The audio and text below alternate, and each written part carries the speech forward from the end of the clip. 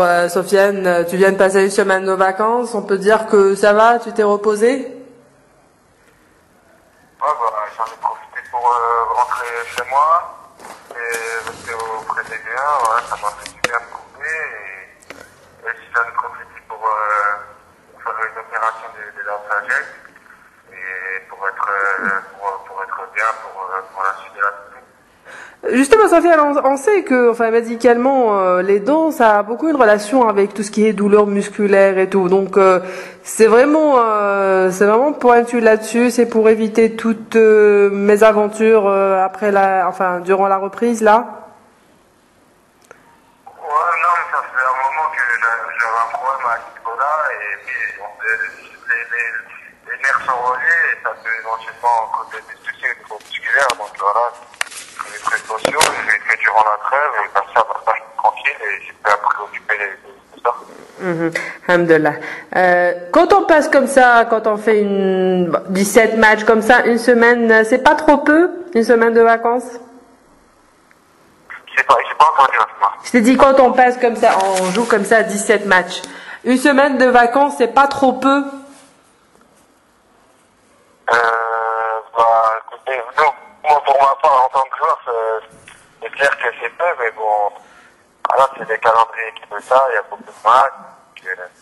Voilà, là on joue le 4, rapidement, après on joue le 16, ça va s'enchaîner, donc si vous vous arrêtez trop longtemps, après physiquement vous perdez le rythme, donc il ne faut pas aussi non plus s'arrêter trop longtemps et ne pas rien faire durant les vacances. Exactement. Oui. Justement, tu parles de la reprise. La reprise, ça va être contre les 20 la semaine prochaine. Mais avant cette reprise, Valence, vous avez joué 17 matchs. Comment tu peux analyser le parcours de Valence qui se trouve à 11e place avec 26 points d'écart des deux leaders? Bon, écoute, sur cette première partie de saison, le bilan est mitigé, puisqu'en championnat, on n'est pas où on devrait être. En Coupe d'Europe, on a passé la phase du coup assez aisément, et en Coupe du Roi, on n'a pas passé un tour. Donc voilà. Nous, la priorité, c'est le championnat, et on va tout faire pour revenir dans le haut de tableau et pas mal aux équipes adverses. Maintenant, on sait que ça va être difficile, mais on croit en nous. Maintenant, il y a un nouvel entraîneur qui est déjà en place et on espère que rapidement, ça va faire, voilà, l'équipe va s'adapter aux nouvelles conditions et rapidement essayer de faire pied des points. Justement, tu évoques la nomination du nouveau coach jeudi dernier. Donc, une reprise avec un nouveau coach, c'est un nouveau départ?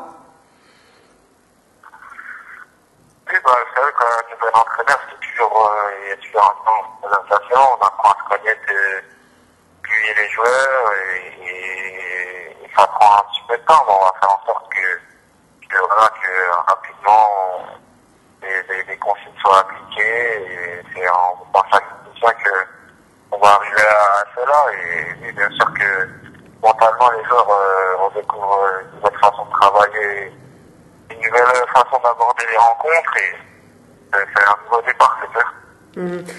Sofiane, je pense que c'est le plus mauvais départ de Valence depuis que tu es au sein de cette équipe, non?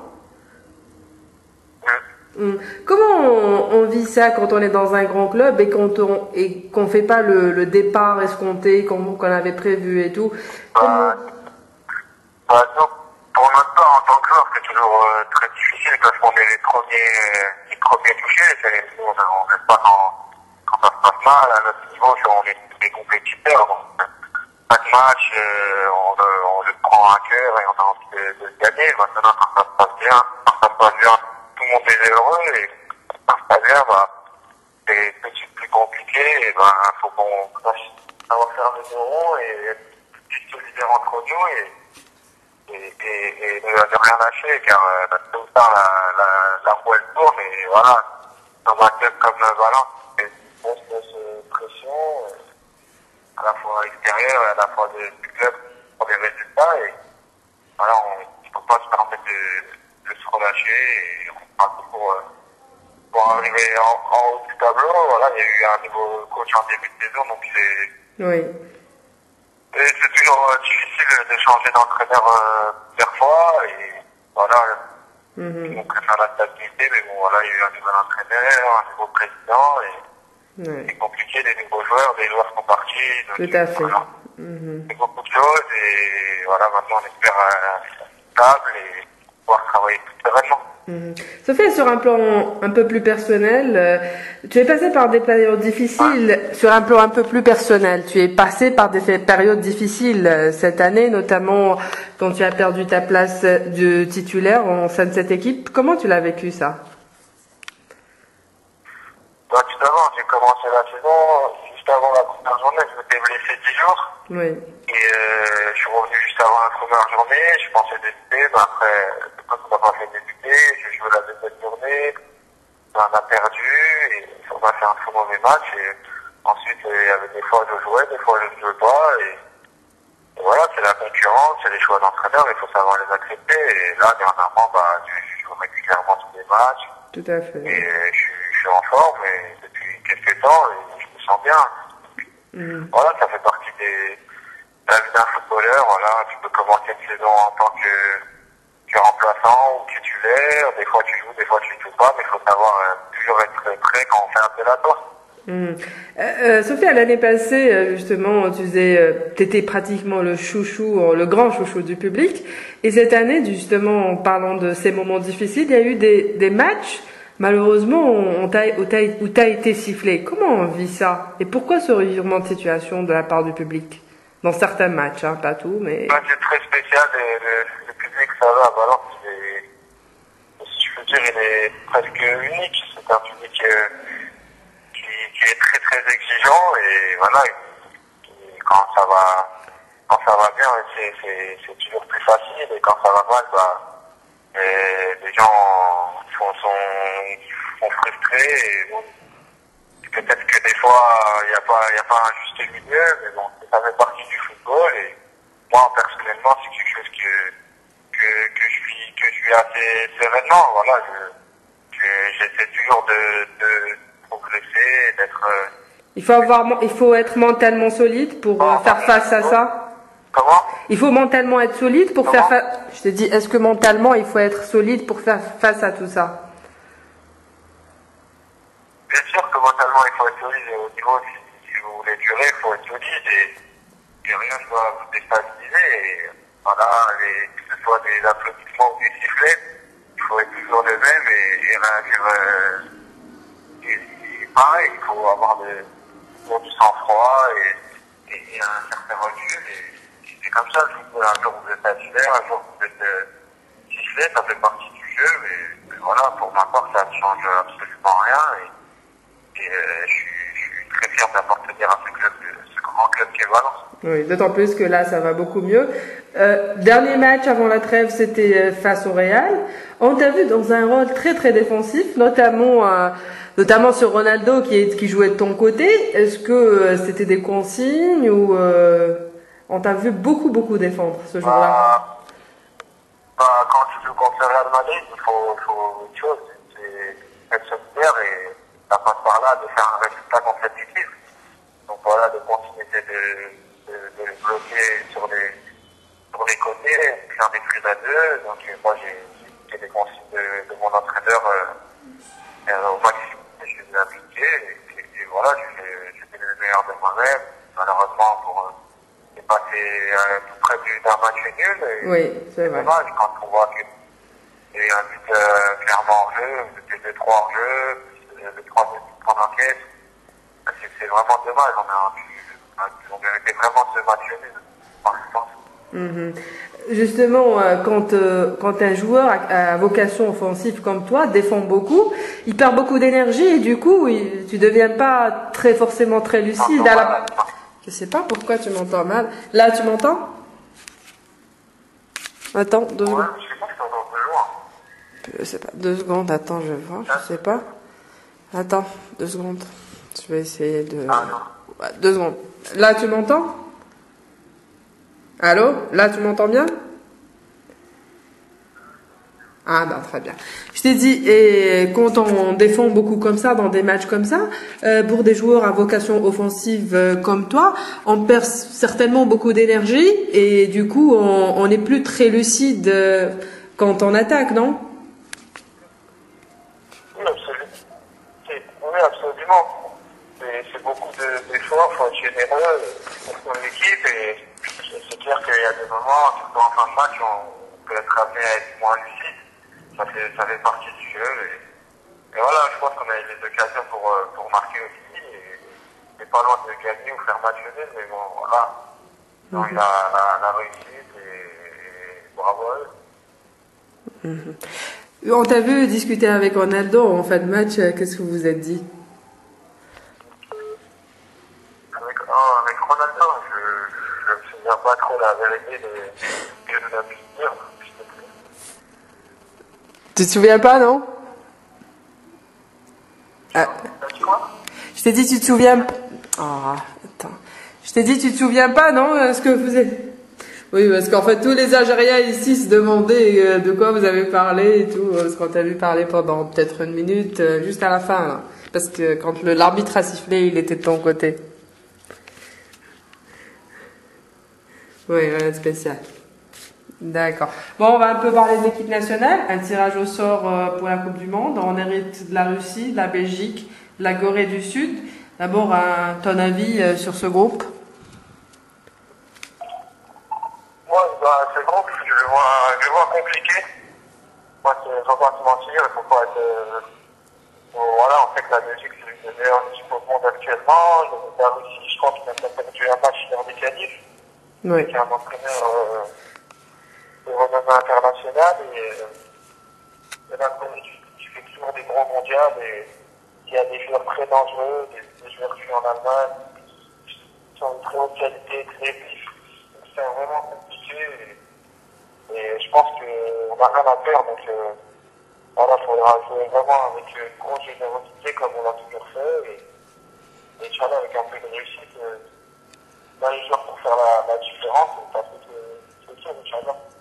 Est-ce que tu connais quelques joueurs de ces trois équipes, enfin, qui jouent au niveau de ces équipes? Non.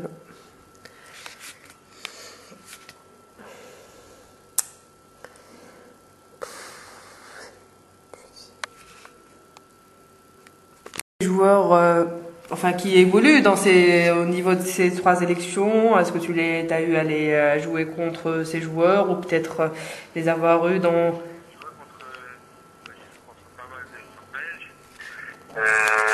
joueurs russes qui me viennent à l'esprit, là pas vraiment, mais il y en a beaucoup qui ont joué la Ligue des Champions et qui sont...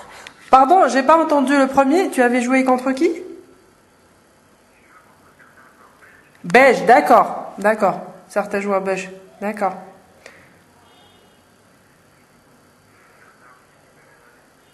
Certains russes, d'accord.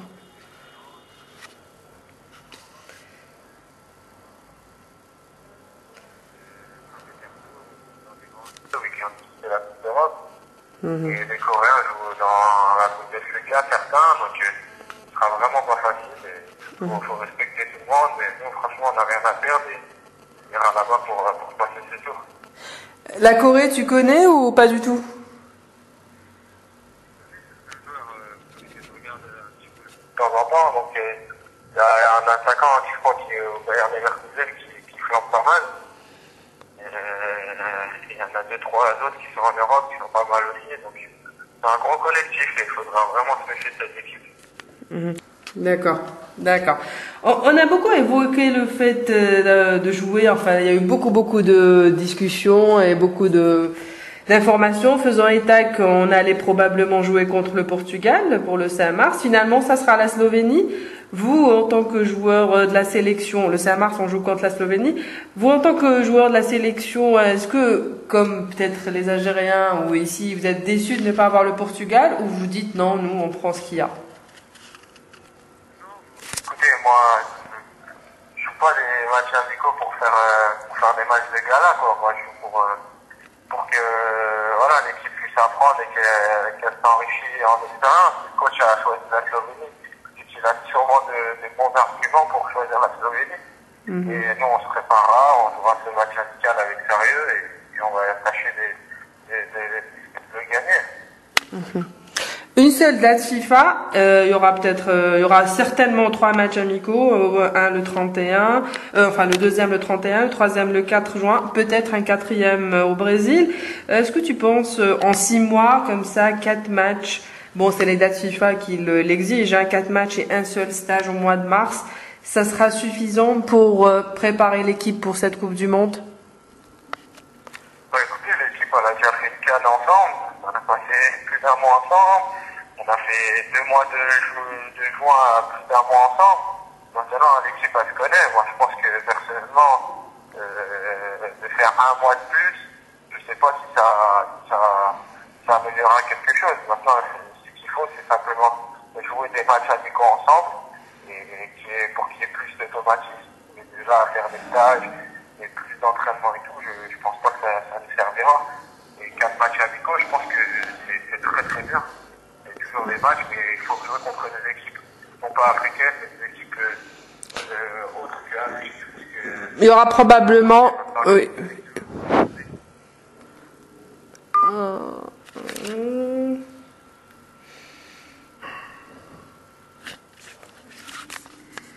Ça sera certainement une sélection sud-américaine et une sélection asiatique normalement pour les 2 autres matchs. Oui, normalement, hein, c'est ce qui est prévu. Donc voilà. Bon, le plus grand souci du coach national, et à chaque fois il rate pas une occasion pour le dire, c'est le manque de compétition des joueurs. Ça risque de vraiment être un problème pour la Coupe du Monde, parce que quand on voit, il le dit, il le répète, et le constat est là, 80% de l'équipe ne joue pas. C'est un grand souci, non, Sofiane? Bah écoute, en Afrique ça peut passer, mais au niveau mondial, c'est clair que faut pas se mentir, ça passera pas. Des joueurs qui ne sont pas sous compétition, il y aura un gros problème. Et ça, bah, écoute, c'est aux joueurs de faire plus dans leur club et s'entretenir, mais même si les Algériens qui jouent à chaque fois en sélection et qui n'ont pas de temps de jeu, il n'y a rien à dire, on voit qu'ils sont sérieux dans leur club parce qu'ils devraient répondre présent. Et voilà, c'est clair que c'est sûr que c'est pas un avantage de ne pas jouer, et quand on joue contre des équipes comme ça se voit généralement. Sofiane, quand le coach, quel message toi tu perçois quand le coach par exemple ne cesse de répéter au cours de ses dernières déclarations qu'on est l'une des équipes les plus faibles de cette Coupe du Monde et qu'il faut pas espérer grand chose? Enfin, pas une qualification pour le deuxième tour, ça va être très très difficile, mais on est l'une des équipes les plus faibles. Vous, en tant que joueur, quel message vous percevez? Est-ce que ça c'est pour vous encourager ou c'est pour vous motiver ou...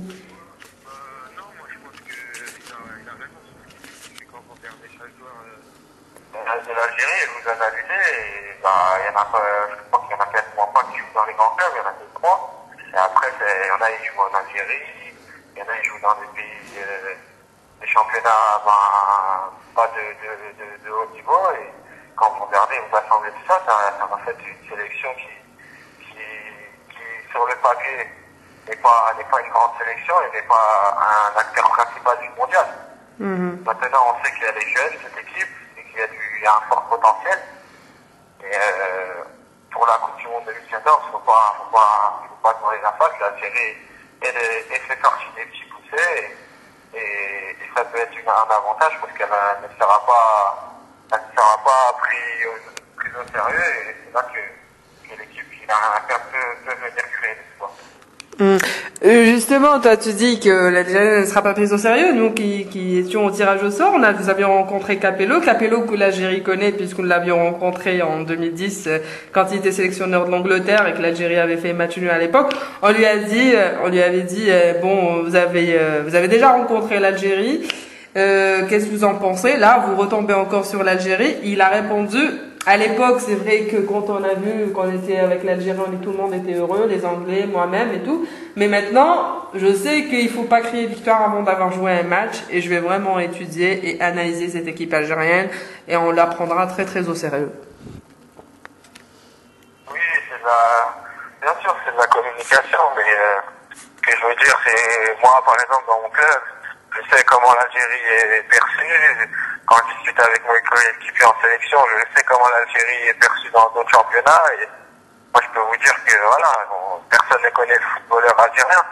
Et la vérité, elle est là. Et que il y a le mondial pour démontrer que mérite vraiment notre place parmi le quota mondial.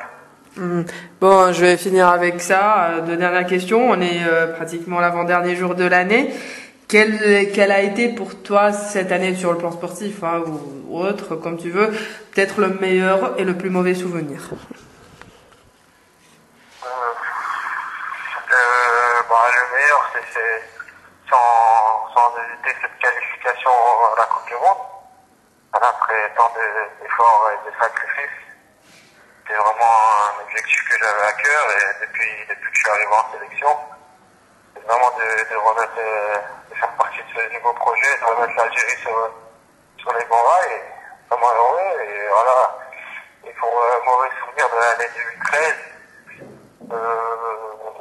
je dirais peut-être d'être passé en Ligue des Champions contre Paris. D'accord. Et bien sûr, pour cette 2014, qu'est-ce que tu souhaiterais? Enfin, pour toi et peut-être même pour les Algériens. 2014. Oui. Je vais accrocher une place en Ligue des Champions avec mon club, même si ce sera vraiment difficile. Parce que la Ligue des Champions, c'est seulement pour un footballeur et passer ce premier pas du monde pour entrer dans l'histoire du football algérien à jamais. Je me suis juste rappelé d'une dernière question. Sofiane, est-ce que là, à la reprise pour la deuxième partie du championnat, est-ce que tu te sens au top de ta forme comme ça a été le cas l'année passée, ou on peut encore s'attendre à voir un Sofiane encore meilleur dans les jours à venir, les semaines à venir? Non, sincèrement, je me sens bien, je me sens en forme. Cette coupure m'a fait du bien et je suis d'attaque pour réaliser de grandes choses. D'accord.